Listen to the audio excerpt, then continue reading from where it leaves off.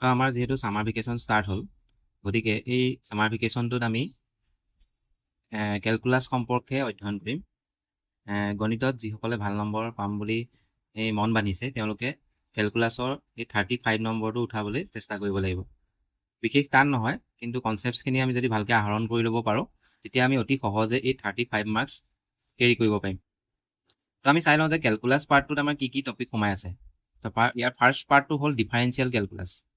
Differential ক্যালকুলাসটোক তোমাৰ দুটা ইউনিটত ভাগ কৰিছে ফাৰ্ষ্ট ইউনিট হ'ল continuity and differentiability and second unit হ'ল এপ্লিকেশ্যন অফ ডেৰিভেটিভছ ঠিক একে ছেকেণ্ড পাৰ্টটো হ'ল তোমাৰ ইণ্টিগ্ৰেল ক্যালকুলাসটোক তোমাৰ দুটা পাৰ্টত ভাগ কৰিছে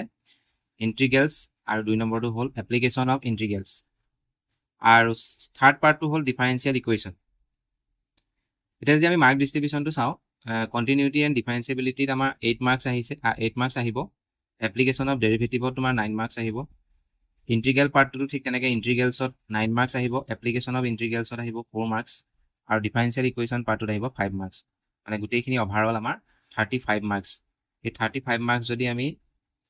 35 উঠাব পাৰোঁ তেতিয়া আমাৰ লেটাৰ পোৱাৰ সম্ভাৱনাটো বাঢ়ি যায় তো আমি আজি প্ৰথম ডিফাৰেন্সিয়েল ক্যালকুলাসৰ কণ্টিনিউটি এণ্ড ডিফাৰেন্সিয়েবিলিটিৰ বিষয়ে আলোচনা কৰিম তো প্ৰথম আমি চাওঁ কণ্টিনিউটি তো কণ্টিনিউটিটো জানিবলৈ হ'লে তোমালোকৰ লিমিটৰ ক্লাছ 11ৰ লিমিটৰ কনচেপ্টখিনি জানিব লাগিব ভালকৈ তো যিহেতু আমাৰ পঢ়া এবছৰে হ'ল গতিকে লিমিটৰ সম্পৰ্কে অলপ ধাৰণা আমি আগবঢ়াই ল'ব বিচাৰিছোঁ লিমিট মানে কি ধৰি লোৱা তোমাক দিয়া আছে যে চিম্বল হিচাপত limit x tends to a f of x ইয়াৰ অৰ্থটো হ'ল means when value of x closes to a x tends to a মানে x is nearer to a বা closes to a then value of fx closes to what মানে fxৰ মানটো কোনটো মানৰ ওচৰ চাপিব xৰ মান যদি a ৰ ওচৰ চাপে fxৰ মান কোনটো সংখ্যাৰ ওচৰ চাপিব এইটোৱে আমি লিমিট বুলি কওঁ এটা এক্সাম্পল আমি চাওঁ limit x tends to a এটোক আমি tends to 2 বুলি কওঁ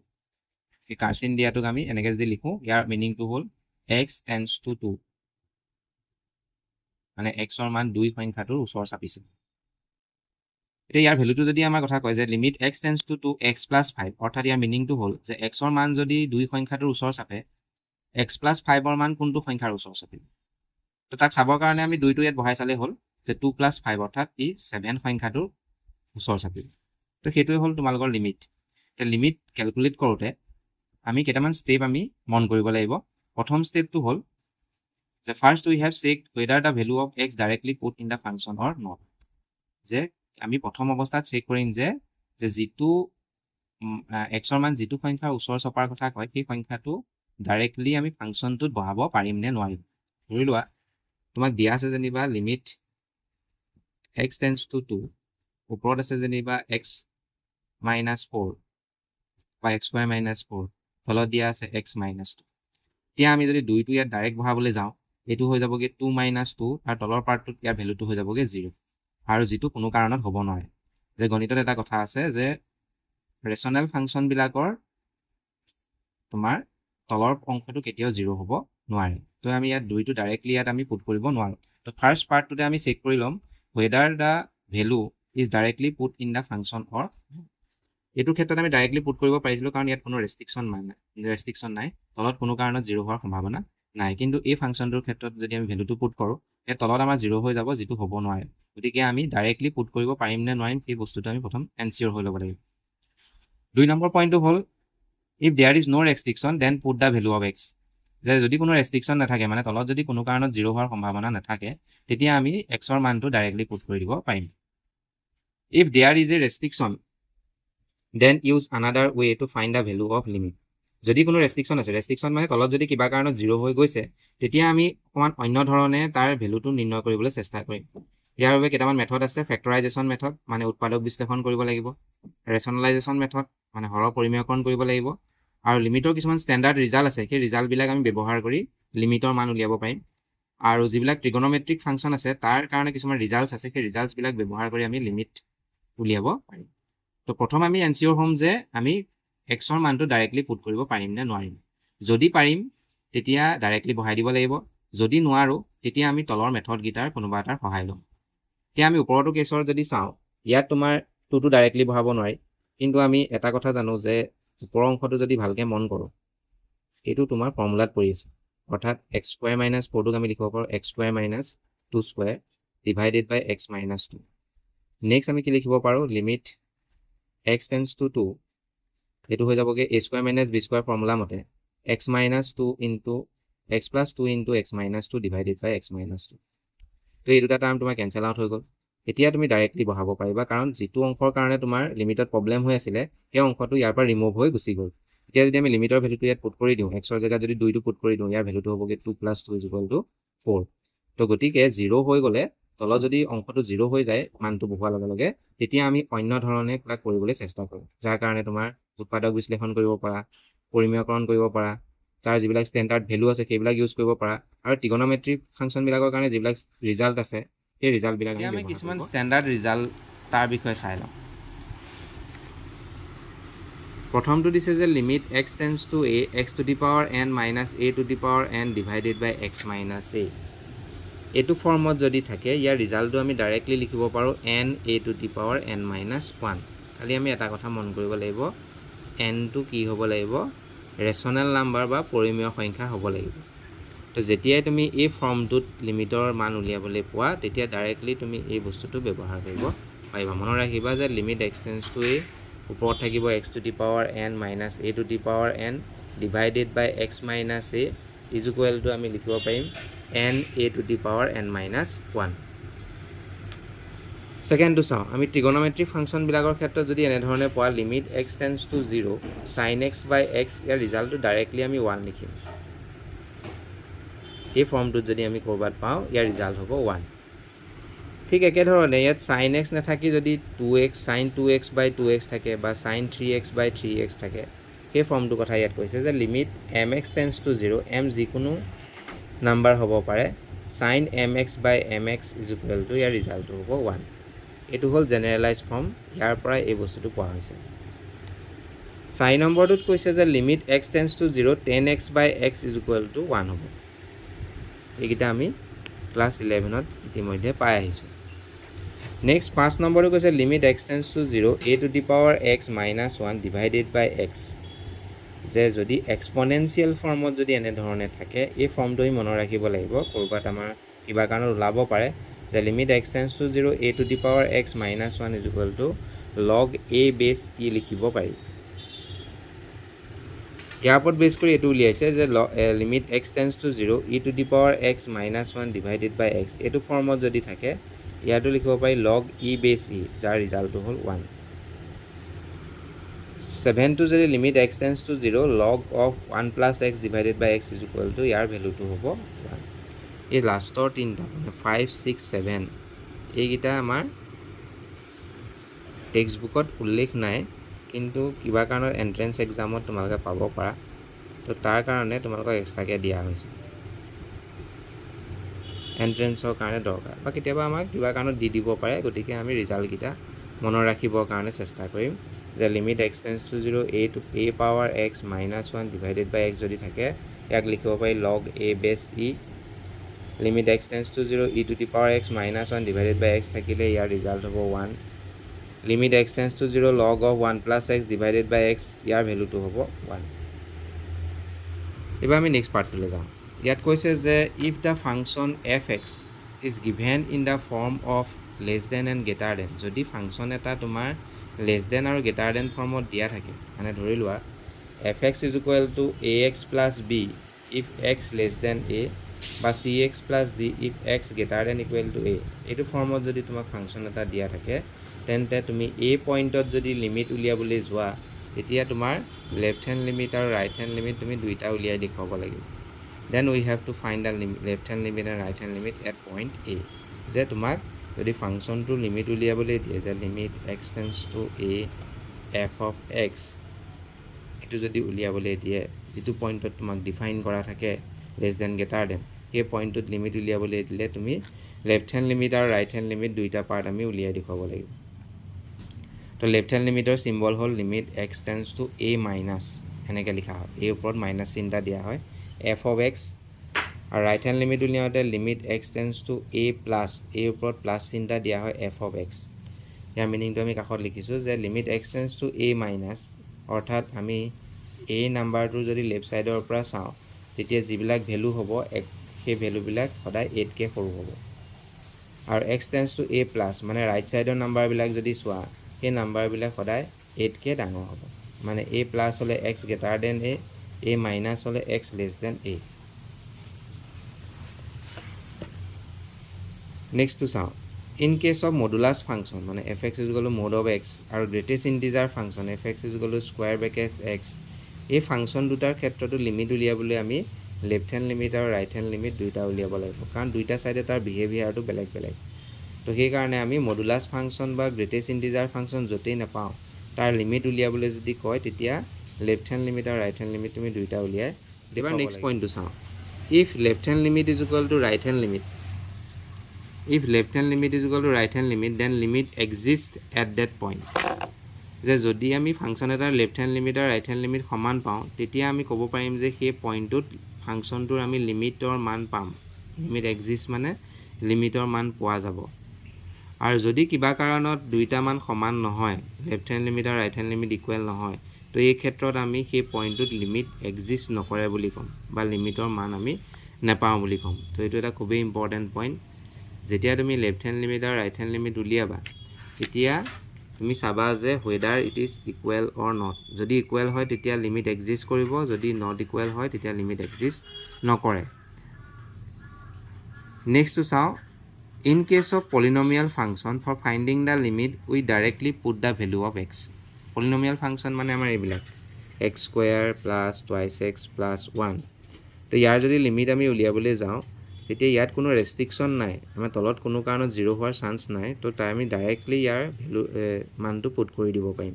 তো এক্সৰ জেগাত আমি 2 স্কুৱেৰ ভৰালোঁ 2 × 2 + 1 তো ইয়াৰ ৰিজাল্টটো হ'বগৈ 9 তো পলিনমিয়েল ফাংচনৰ ক্ষেত্ৰত আমি লিমিট উলিয়াবলৈ হ'লে সেই মানটো ডাইৰেক্টলি আমি পুট কৰি দিব পাৰোঁ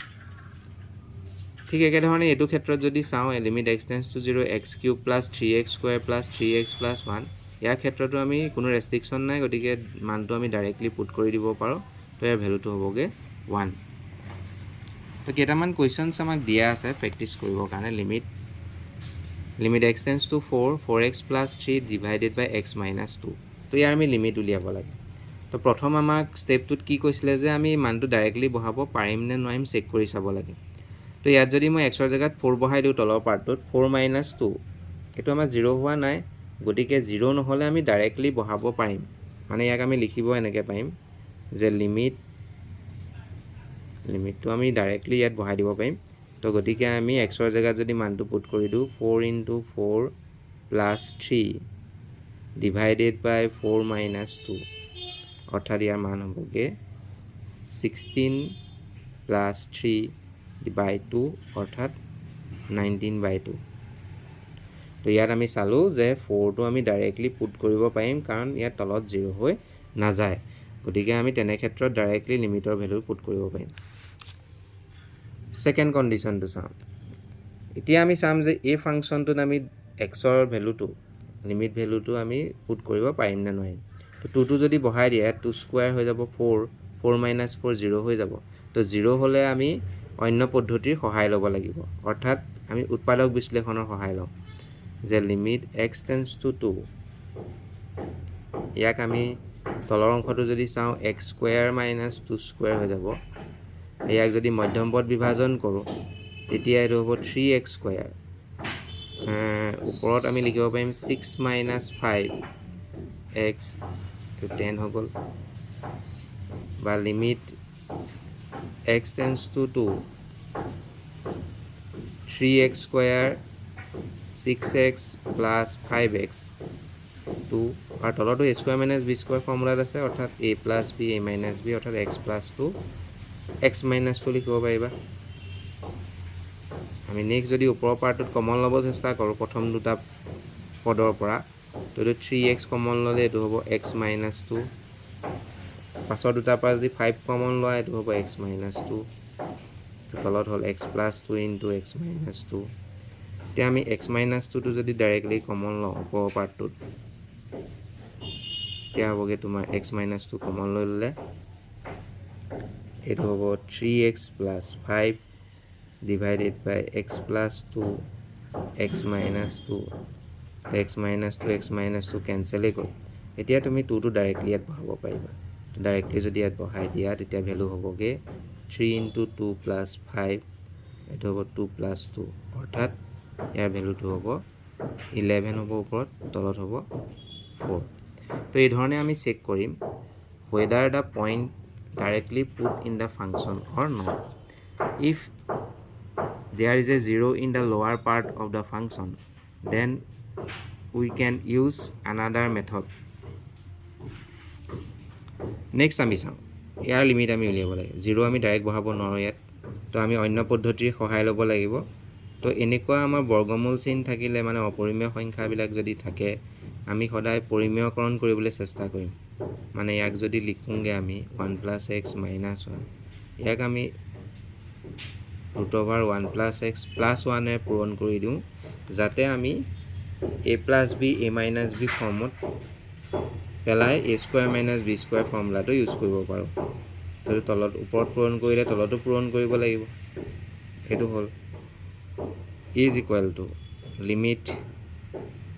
x tends to 0 তো a square minus b square মতে এটো হ'ব root over 1 plus x whole square minus 1 square x is equal to root over 1 plus x plus 1 তো ওপৰৰ পাৰ্টটোত যদি চোৱা limit x tends to 0 এটো হ'বগে তোমাৰ 1 plus x minus 1 x bracket root over 1 plus x plus 1 তো ওপৰত এটা তোমাৰ কেনসেল হৈ গ'ল x x কেনসেল গ'ল তো আমি ডাইৰেক্টলি এটা 0 বহাব পাৰো ওপৰত থাকিলে 1 তলত হ'ল এটো 1 plus 0 মানে 1 এটো 1 অৰ্থাৎ 1/2 ইয়াৰ আনসাৰ হ'ব তো এই ধৰণে আমি এই মেথড বিলাকৰ আমি ইউজ কৰিব পাৰিম যে কেতিয়াবা আমি ফেক্টৰাইজেশ্যন ইউজ কৰিম কেতিয়াবা আমি ফাংচন বিলাকৰ ক্ষেত্ৰত যদি লিমিট উলিয়াবলৈ যাওঁ আমি সদায় sin x দেখিলে মনত ৰাখিম যে sin x by x ফৰ্মত ইয়াক লিখিব লাগিব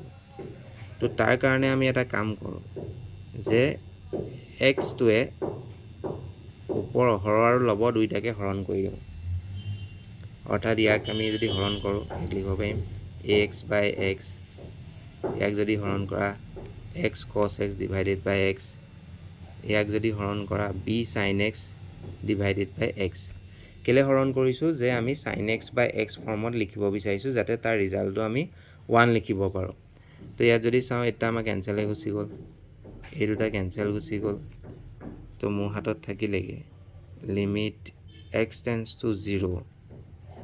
a plus cos x আৰু b sin x x তে আমি যদি লিমিট ইউজ কৰোঁ a টো কনস্ট্যান্ট a থাকিলে ইয়াত যদি 0 পুট কৰি দিয়া এটো cos 0 হৈ গ'ল b টো কনস্ট্যান্ট as it is থাকিলে আৰু limit x tends to 0 sin x by x আমি ওপৰত কৈ আহিছিলো যে ইয়াৰ ৰিজাল্টটো হ'ল 1 অৰ্থাৎ ইয়াৰ আনসাৰটো হ'বগে cos 0 মানে 1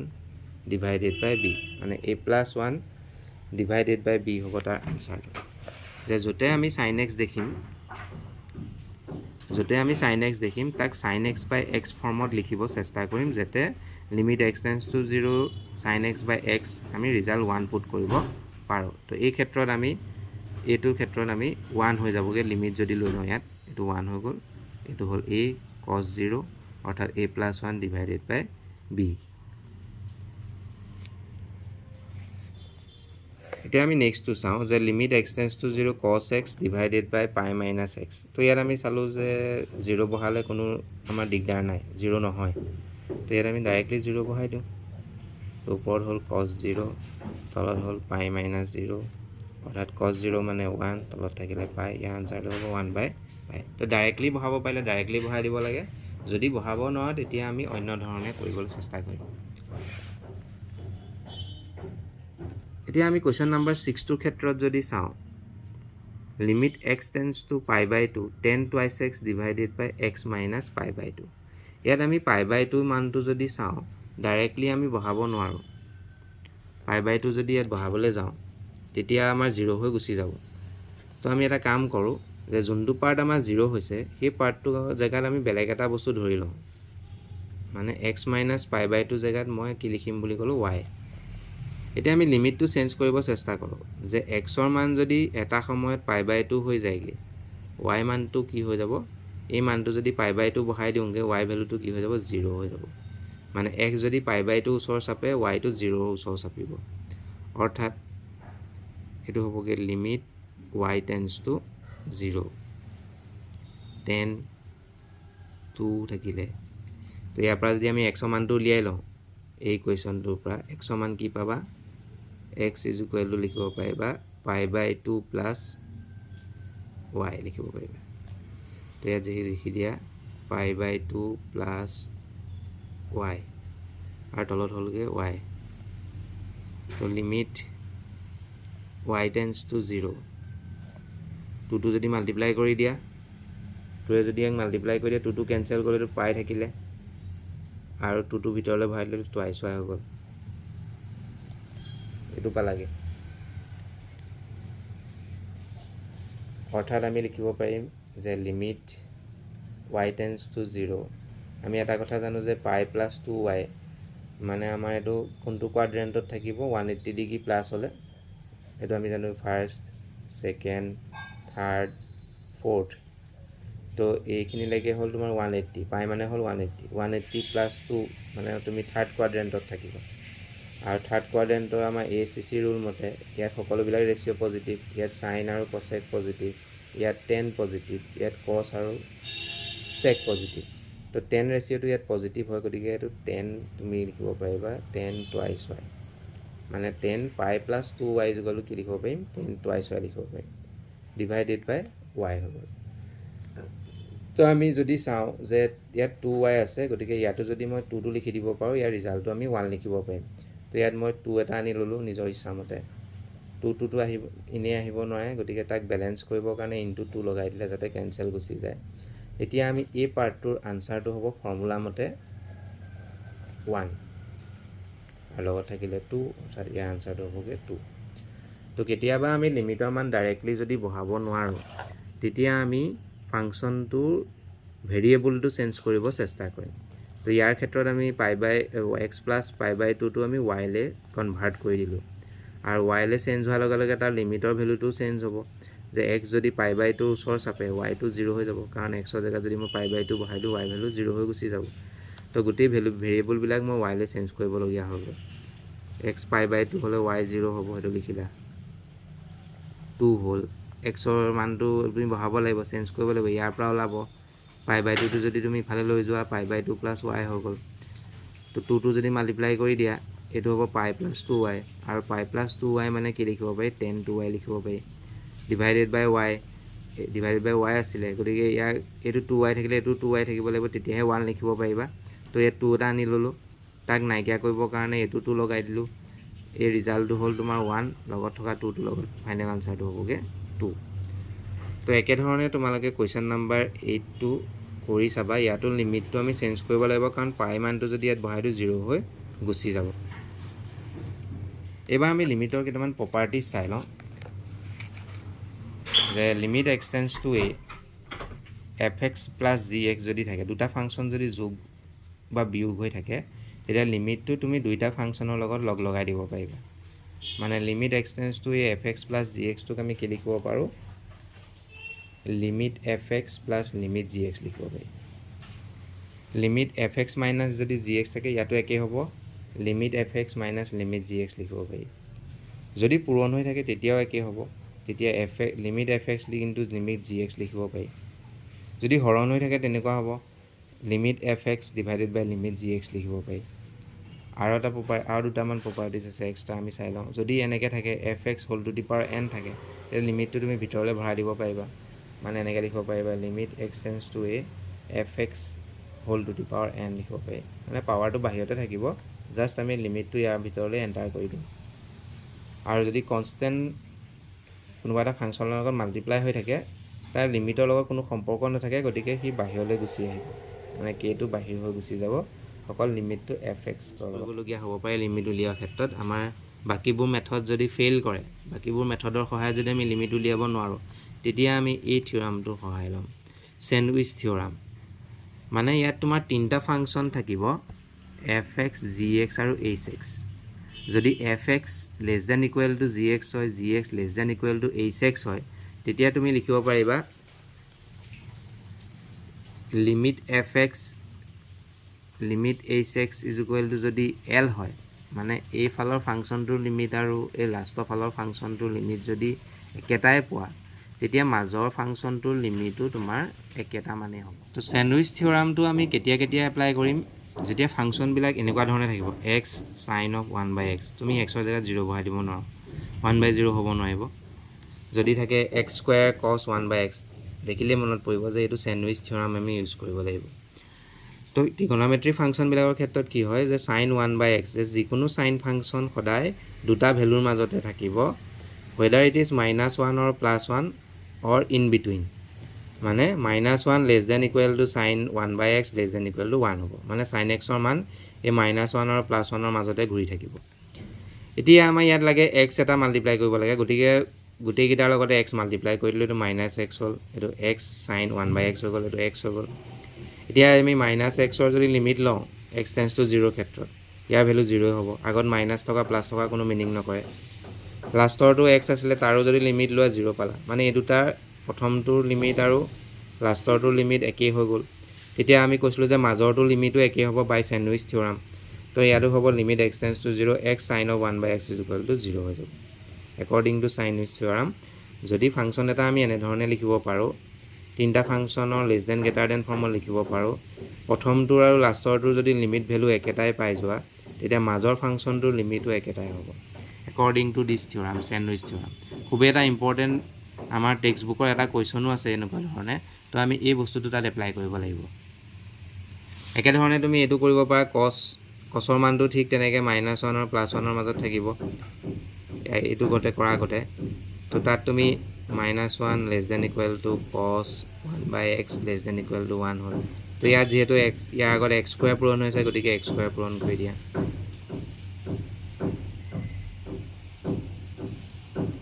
এতিয়া যদি তেহেতৰ লিমিট লোৱা x টেন্ডস টু 0 ৰ ক্ষেত্ৰত এইটো পাৰ্টৰ লিমিটটো 0 হ'ব এইটো পাৰ্টৰ লিমিটটো 0 হ'ব তো গতিকে মাজৰ পাৰ্টটোৰ লিমিটটো তোমাৰ কি হ'ব 0 হ'ব according to স্যান্ডউইচ থিওৰাম তো এই ধৰণে এটো প্যাটাৰ্ণত যদি থাকে বা এটো প্যাটাৰ্ণত যদি থাকে তেতিয়া তুমি লগালগ স্যান্ডউইচ থিওৰাম ইউজ কৰিবা কাৰণ অন্য ধৰণে কৰিবলৈ তাক লেফট হ্যান্ড লিমিট আৰু right hand limit left hand limit আৰু ৰাইট হ্যান্ড লিমিট আমি কেতিয়া এপ্লাই কৰিম যে ফাংচন এটা লেস দেন গ্ৰেটাৰ দেন ফৰ্মত দিয়া থাকিব আৰু সেই পইণ্টটো যেটো পইণ্টত লেস দেন গ্ৰেটাৰ দেন দিয়া থাকে সেই পইণ্টটোতে যদি লিমিট উলিয়াবলৈ দিয়ে তেতিয়া আমি ফাংচন বিলাকৰ লেফট হ্যান্ড লিমিট আৰু ৰাইট হ্যান্ড লিমিট উলিয়াম তো ইয়াত আমি লেফট হ্যান্ড লিমিট যদি আৰু লিখো প্ৰথম সিম্বল হিচাপত কেনেকৈ লিখিম লিমিট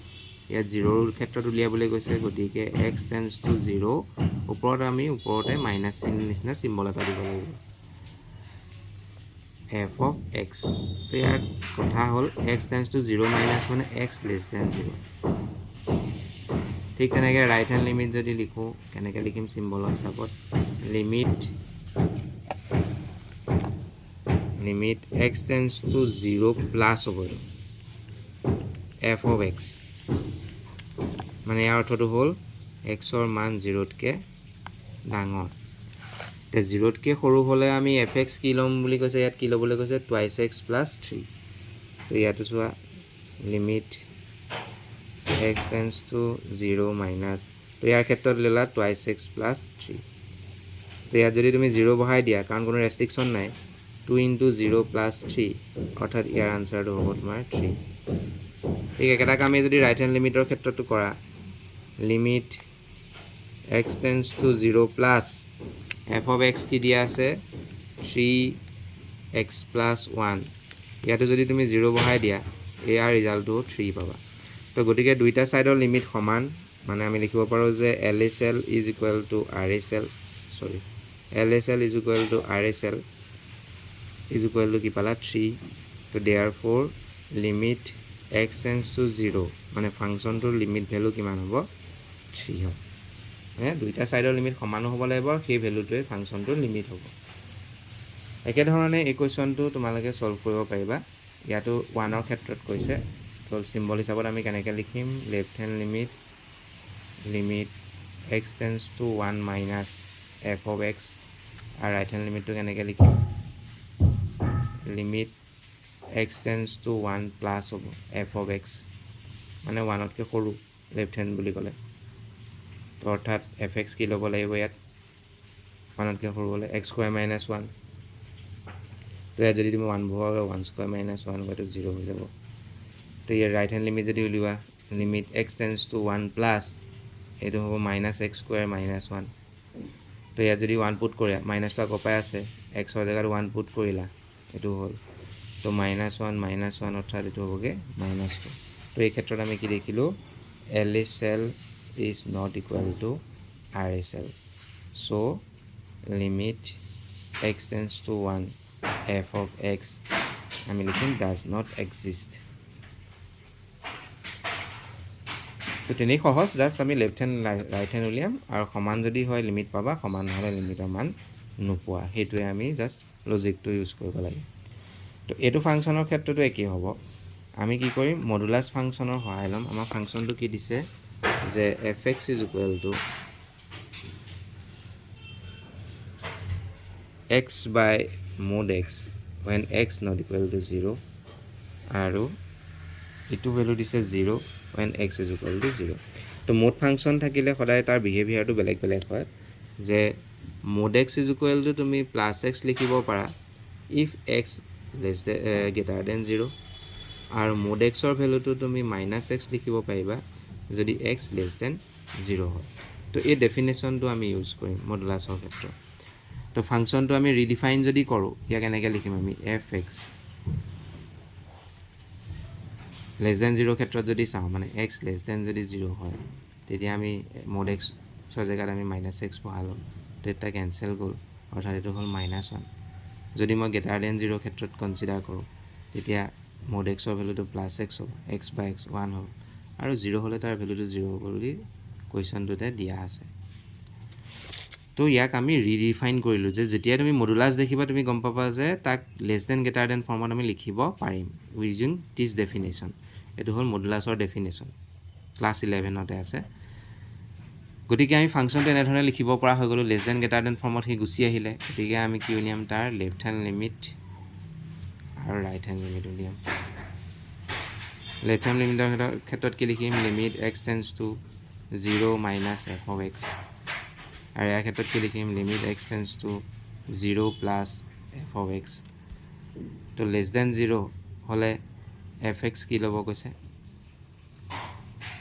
লেফ্ট ছাইড হ'লে লেছ দেন 0, তো ইয়াৰ ভেলু -1। ৰাইট হেণ্ড লিমিটৰ ক্ষেত্ৰত কি হ'ব limit x tends to 0 plus অৰ্থাৎ লিমিটৰ মান 0তকৈ ডাঙৰ এইটো +1 ল'ব কৈছে। তো ইয়াত x যিহেতু নাই গতিকে লিমিট বহালেও চেঞ্জ নহয়, এইটো -1 হৈ গ'ল, এইটো +1 হ'ব। দুইটা ছাইড সমান নহয়, তো LHL is not equal to RHL. So limit x tends to 0 f of x does not exist. তো আজি পাৰ্টটোত আমি লিমিট সম্পৰ্কে যথেষ্টখিনি আমি ডিছকাছ কৰিলোঁ, এইখিনি ৰিভাইজ কৰি লোৱা। তো এই লিমিট যদি তোমালোকৰ কনচেপ্টটো ভাল ধৰণে ক্লিয়াৰ হৈ যায় তেতিয়া আমি কণ্টিনিউটি পাৰ্টলৈ আগবাঢ়িব পাৰিম। তেতিয়া আমাৰ লিমিটটো যদি ইজি হৈ পৰে আমি কণ্টিনিউটিত তেনেই সহজে তাক এপ্লাই কৰি ইউজ কৰিব পাৰিম। তো আজিৰ ভিডিঅ'টোত আমি ইমানখিনিয়ে। আজিৰ ভিডিঅ'টো ভালকৈ চাই লোৱা, লিমিট সম্পৰ্কে ধাৰণাটো লৈ লোৱা, যিখিনিৰ কনফিউজন আছে সেইখিনি ক্লিয়াৰ কৰি লোৱা আৰু এইখিনি ক্লিয়াৰ কৰি আমি কালিলৈ অৰ্থাৎ নেক্সট ভিডিঅ'টোত আমি কণ্টিনিউটি সম্পৰ্কে আলোচনা কৰিম আৰু তাৰ কুৱেশ্যনছবিলাক আমি ছল্ভ কৰিবলৈ চেষ্টা কৰিম।